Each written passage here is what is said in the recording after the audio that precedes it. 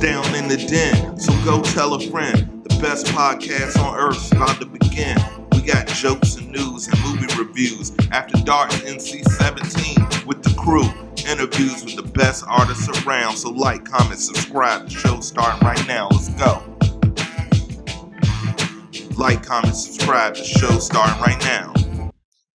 Welcome to Down in the Den. It's your boy, Mr. Marz Entertainment. And joining me here in the den, I have a musician who is super awesome, who I believe is one of the future prize gems in this industry. Welcome to the den, Carlo Errin. Carlo, how are you doing today, brother? I'm doing fantastic, man. What an introduction. Yes, man. It's my specialty. I want everyone to feel welcome on the den, but it's with the utmost sincerity. Your music is super dope. How's life been treating you? It's been really good so far, which is great. Been really busy, working on a lot of stuff. How about you? Hey, man, booked and busy is the best way to be, for sure. Absolutely. I love to hear that. Absolutely. That's always the best thing. Once again, man, it's so gracious for you to join me here on a Sunday. Normally, we're recording on Wednesdays, so I appreciate you taking some time out on the Sunday to come on the show. So once again, thank you for having me. That. Absolutely. I truly appreciate it. Absolutely. So I'm a big fan of your album that came out earlier in the year, Hollow. It's super dope, and I see you've been out there. You're working, you're grinding, you're putting out content. Tell me what went into the creation of the album Hollow, and then tell me a little bit about what you have going on right now. Yeah, first of all, thank you for the kind words about it. I started it, I want to say, honestly, this is a culmination of like 10 years worth of like content, as you can kind of hear with everything I talk about on there. But the overall sound, I started in like March 2020. So the first song I wrote for it was Daisy. And I wrote that over FaceTime with my friend Elijah Smith. And we got that tune going. And I was kind of trying to like plot out a project overall. And I just didn't have anything in mind, but I just wasn't really in a great headspace at the time. So I was contemplating calling it the longest therapy session, which as you kind of listen to it, it kind of seems like that. So I kind of still have that theme going on throughout it.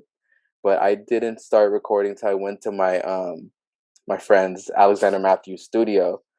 So he was like, yeah, you can come record everything here. And we recorded that within a span of like 2 weeks. Wow, that's nuts. Now, it's crazy. You said you started in March 2020. By my calculations, that's really exactly when the world just shot the shit. The world just absolutely shut down. Yeah. So that's been a reoccurring theme working during this pandemic. Now, you also mentioned that it's a culmination, and usually that debut album is a culmination of everything that has happened to you. And that's why with most artists, that sophomore album is usually a drastic change because, okay, I've emptied the pot on what I had, and now I'm writing about the experiences that I'm having now, which may be completely different depending on what happened on that first album.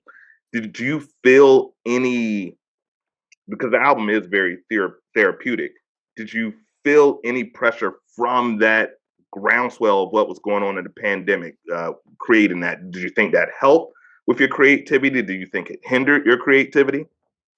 I think it helped a lot. Like, I just got a lot of time to just think, like, what am I feeling right now? How can I express this? Are there other people feeling the way I'm feeling? You know, like, how can I get my story out there in my own way and have people somewhat understand and like have like their correlations in their own life? It doesn't have to be the same exact thing, but my only thing is always how can I connect to people? What if I say this, will it connect to this person over here? It might not be the same exact way, obviously, but there's connection there regardless. So I just had a lot of time to think about it, and just being by myself, obviously because of pandemic, you just got a lot of time to be in your own head, which is dangerous sometimes. But in this case, it was just writing. I was knocking out song after song every day. And that's something that I totally have observed with the art that's been coming out over the last year from artists all around, being isolated, being away from our daily grind and daily rituals that we do. I've seen the creativity go up because you're in your head, which, as you mentioned, can be a scary place sometimes, Yeah. but it can also be a healing place. So that's awesome. That is very awesome. Now, a tradition here in the den. I'm a big comic book nerd. If you could scan around my studio, you would see Uh-huh. comic book stuff everywhere: Iron Man, Hulk, Star Wars, everything. And I always say every hero or villain has an origin story, something that started them. May it be a bite from a radioactive bug and now you're crawling Right. walls or whatever it may be. What was your origin story? What made you say, okay, this is the path I want to choose? I want to create, I want to be a creative with the rest of my life? Because as a fellow creative, it's a scary moment when you're saying, I'm going to cast away this traditionalism of, being in the office or be an engineer or being a doctor or whatever they tell you Right. to be, and say, I'm going to take on this art lifestyle. It's rough. What was your origin story? What triggered that in you to say, you know what, this is what I want to do. This is my passion. Yeah. There were two for me. Um, so when Michael Jackson died, I thought Michael Jackson was Michael Jordan. So Oh, I yeah, so I was aware of the music. So when my uncle was like, "Yo, Michael Jackson died," I was like, "Oh no, the basketball player?" And he's like, "What you talking about?" And I was like, "Oh." So then I did research, and I was 9 years old. So like, I watched everything. I watched all like the performances. This is it with my mom, and that got me into like, okay, I want to make music. I want to do all this. I want to go do entertainment and all this. Music had always been like a thing. I was always like listening to Kanye and Jay-Z when I was a kid. So I grew up on those type of people. So then to get this whole other sphere of like the performance aspect, I was like, I want to do that. But from 9 until I was like 18, I didn't pursue anything just because it was like, oh, how can I get into that? right. When I was 18, are you familiar with the artist Amine? I'm not familiar with the name. No, no. So he's a rapper from Portland. He came Okay. with the song Caroline. The Car- bad uh, thing, fine as hell. yeah, yeah, yeah. Okay, yeah, yeah. Carolina. Okay, yeah, yeah. Yeah. So I found him on Twitter in 2016, and I was like, this guy is a lot like me. And if he could do that, I feel like I could do that. Then I found out about Brockhampton, and I was like, the same thing. Oh, Yes. these guys can do that. What's stopping me? So I got a bunch of friends in 2019, and we formed a group called Hollywood Rejects Incorporated. And all of us is just creative collective. It's a bunch of different artists, like rappers, singers, engineers, producers, photographers. And that's what sparked me to be like, okay, I can finally do this. I can finally put out my stuff because I have these people behind me who are gonna help me get there. So that was the real spark. It was just like, I got all these people. Why wouldn't I do it now? That's awesome. And that's what we try to do here at the Den. We try to make a platform for artists that we believe are on the cusp of doing something great, that have all the talent and just may need the platform, or just need a helping hand or a tool. And I noticed that, I'm considerably older. It's funny when you say, you thought of Michael Jackson was Michael Jordan. And I remember your age, and I was like, Michael hadn't made an album since 2001, which Yeah. you may have been. Were you born? What year were you born? 99. 99. Okay, so you were two. I'm considerably older. I was born in 1980. So I was I was the kid with the sock on his hand, moonwalking in the Right. kitchen. Michael was everything to me. And then when he passed in 2009, like I said, you were 9, I was 29. So I was Oh wow. an adult crying because Michael Jackson had passed. Right. He's my favorite. And it's so funny that you mentioned that This Is It was one of those moments that inspired you, because I always tell people, if you want to see perfectionists, if you want to see someone whose practice is better than 99% of people's stage show, you should watch This Is It. I Yeah. went to the theater to see it. I own it. I have a DVD of it, which I don't have a DVD player anymore, Same. but I have a DVD of it, and I have it on my app. I think I bought it 3 times on Amazon, Apple, but it's just amazing to see how a genius, and he could hear the tunes, and he can hear Right. where, okay, that's not how I wrote the song. I need you to get in that. So that's awesome that you say that, because I'll always say, for anybody that want to get in the industry, you should take a look at that. It's You should. perfect. It's It perfect, like perfect, from the everything dancers about to the it. rehearsal. It's perfection. So that's Absolutely. awesome. And shout out to your collective. I love seeing that. I'm old, so Wu Tang was the first. Well, there were other crews in hip hop, but Wu you Tang see was it like the all the first time. one though. Wu Absolutely, Wu Tang, Tang. yeah. is probably the first one, and then you see people, and I always like that idea. I'm like, that's what we should be. If you have a friend that's an awesome photographer, put them in the crew. Yeah. You're going to be doing our videos. You're going to be you have a drummer, put them in the crew. You're in charge of this. So that's awesome that you guys are linking like that. Now, your new release, Selly. Tell me about the creation of that song. I love that it bops. I gave it to my dad. My dad's old, and he's like, "Damn, that's hot." So it's crossing generations, the young That's awesome. and the geriatric. So that's a That's good awesome. sign. Tell me what went into the creation of that song. Yeah, I wrote that song in 20 minutes actually. So it was fairly quick. I heard the beat and I was thinking a lot about like calling people for some reason. I hate being on the phone. Same. Like I'm glad you understand. I just hate being on Yeah, the phone. I'm a So texter. I will literally get a call, let it go to voicemail, and be like, "What?" absolutely, I'm the same exact way. So I was like, but I was thinking a lot about phones because "Call Me If You Get Lost" had dropped. So I was like, oh, phones are in my head. And then I was listening to the beat and I was just like, kept repeating the phrase in my head. And I was like, Sully's a kind of funny thing. So I just kept writing all of that. And I just kind of wrote a story from the perspective of like, you're missing somebody. And it's like, oh, you can always hit me up. But it's like kind of toxic if you do hit me up because Right. we're both going to be on some bad stuff, on some bad behavior if we do. But you can always hit me up on that type of stuff. But to anyone watching, don't call me on the phone. Please don't call me. Don't do what Drake said. Don't call him on your cell Don't phone. call me on my cell Don't do phone. that. In fact, I fully endorse that. Marz, also don't call me on my phone at all, You unless heard your it here last name first. is Marshall. Don't contact me. But I have Justine. Mom, love you, mom. But so who is it? I love the way you market yourself. Mhm. It's very young, it's very hip, it's very cool. I love your tagline, "Pretty people stream Carlo Errin." I love Yeah. that because it's not just talking about physical trade, it's talking about good souls, good, pe- I always tell people you can have someone that may physically be a five, but their personality is so great. You're like, damn, I love this person. Are you, is that just you with your marketing decisions, or do you have a team behind you as your collective helping? Because I think that's an awesome tagline. The tagline just came out of nowhere actually. That was just me. I started doing TikTok because someone had told me to get on there. So I was like, okay. And I started doing oh, pretty people listen to Steve Lacy. Pretty people do this. And then I was like, why am I using this for other people when I could just use it for me? So I got selfish and I was like, that's my thing. With other marketing, it's primarily me, but I do have talk to like Elijah or my other collaborator 4J, and we're like, how can we go about this? We look at other rollouts. What did they do? How can we do this, but without stealing their ideas? Right. What can we get based off their ideas? What haven't you seen before? What does this feel like when you listen to it? Type stuff. So we just put all those elements into it, and then we try getting something eye catching to get like, hey, I wasn't gonna listen to this before, but that was actually funny. That was Aw- actually cool. That was good to look at.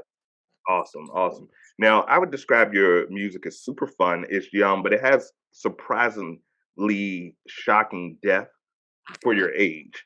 Hmm. You some of the things, the fact that my father who's 71 can connect with, and me who's 40 can connect with, it is pretty impressive. Hmm. You mentioned Michael, obviously Michael, and with any genre. Who are some of your other musical inspirations that you feel help build you into who you are, even directly or indirectly? Yeah. Kanye. Kanye for sure. That's all my mom would play when I was in the house. It'd just be Kanye and Jay. Um, as I grew up, Kendrick got me into it. Then I started realizing that you can be vulnerable in your music more because of Brockhampton, Mm, because of Frank Ocean, artists like that. And then I started putting like more fun elements to it after hearing like Vince Staples. Because if you listen to Vince Staples, you hear how fun his production is. he's But then hilarious. Just he's just amazing. alone, I always said if he wanted to put the mic down and do improv, he could That be the dude, next like a foul mouth Wayne Brady because he's that funny. He's dude, hilarious. literally, like I could watch like interviews with that guy for hours, just talking about whatever the hell he wants to talk about. But I got inspired off him because it's like okay, he's having fun, but if you listen, this dude's talking about all this stuff he's gone through, like, and it's just deep. So they've definitely been inspirations. Lauren Hill, Mama played a lot of that. Absolutely. Mac Miller, Rest Mac in Miller, peace. rest in peace for sure. Like, I got into him in 2016, and the way he just combined the melodies with his rapping, I was really drawn to that type of stuff. Because I love, as you see, I like adding melodies to my Right. stuff. Like I like doing like my rapping, but it's like I like adding the little melodies in there to kind of add some flavor to that. And he did that perfectly, in my opinion. So I always Absolutely. just looked at that and I was like, that's the guy I strive to sound like in that way.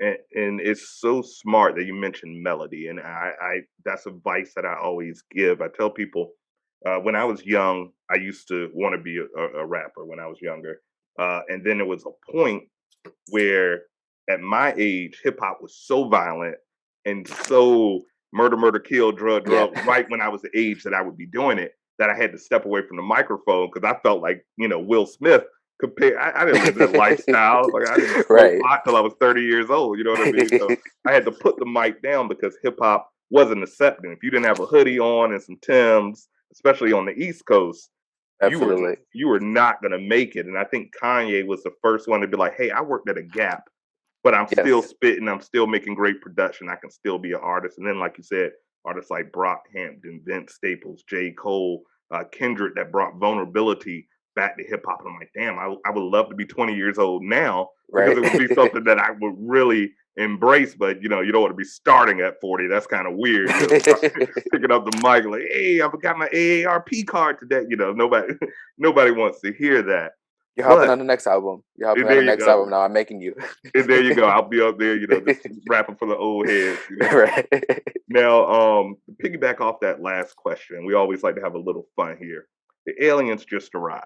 They landed on your door. They said, Carlo, we are going to blow up this damn planet unless you can give us your musical Mount Rushmore, the four artists, alive or dead, that you are saying are the absolute pinnacle of human society. If your list sucks, they are blowing this up. So it's a big responsibility. I need four, and I need them right now. Who are your four that's going on your musical Mount Rushmore? Put Kanye on there. Put Kanye on there. Uh, Lauren Hill. We're gonna put Okay. Lauren on there because they So ain't far, going. so far, so good. So far, I think the planet's safe. Who else we have? Ah, you said alive and dead, Alive or right? dead, either way. Okay, Michael. MJ. Uh, Okay, we have a great success rate. Bring us home. Bring us home. wait, Who are we coming with? damn it. And the last one, oh, dude, this is a hard one. Uh, you know what? Put Kendrick on there. Put Kendrick on Hey, there. okay. Put Kendrick on there. We're safe. I just got the update. We're Right? safe. The aliens have moved on to the next planet. We're safe. As they That's an should. excellent list. An excellent list. I think it covers everything that inspires everything today. So I think that's a hell of a list. Now, Nice. speaking of the marketing, speaking of the music, you have a powerful package. You're a stylish young man. You have some awesome merch available. I checked out your merch. Who's your design team? Are you designing this yourself? Because the merch is very colorful. It's very light. Like it's hot. It's hot merch. So Thank you. yes, sir. So who's helping you with that merch? It is myself. It is my designer Ivan Ooze and my other designer Andy Umana. So it's the three of us. I primarily do it, but I ask them sometimes, "Hey, I can't do this. Can you do this design?" And then they make that one. Um, so yeah, it's just like a combination of us three. We just kind of think of, "Hey, what would you like to wear? What would you like to see people wear?" And we just make some cool stuff. Try to be funny with it. Try to be colorful because we like colors. Like I just don't like just dreary stuff. I can't wear black all the time, but if you're gonna wear black, let's add a little pink in there. Let's add a little yellow in there. I like that. I like that. It brings some personality. So shout out to Absolutely. Andy. And shout out to Ivan. I understand that Power Ranger reference, so I love the name. That's awesome. That's awesome. Yes, sir. So now here comes the fun part of the interview. Now is the time where you earn your DenMate stamp. And the DenMate stamp is a pass. You get unlimited promotion. You get to come on anytime you want to promote, and you get to officially join the family gang. But you have to earn it. So are you ready for the classic Down in the Den game? That, this, or I plead the fifth. Are you ready? Yes, sir. All right, so I'm going to explain the rules for those who have not seen an episode before. What's wrong with you? But if you haven't seen an episode, that, this, or I plead the fifth is very simple. I'm going to give Carlo two choices, and he has to pick one. But if it's too spicy, if he doesn't have the cojones to make a choice, he can plead the fifth. But I think he's tough. I think he's going to make that decision. I think he's going to give us an answer. So are you ready? Yes, sir. All right. So that, this, or I plead the fifth. Creating music or performing music?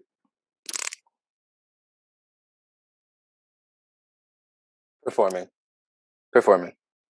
Video games or movies? Movies.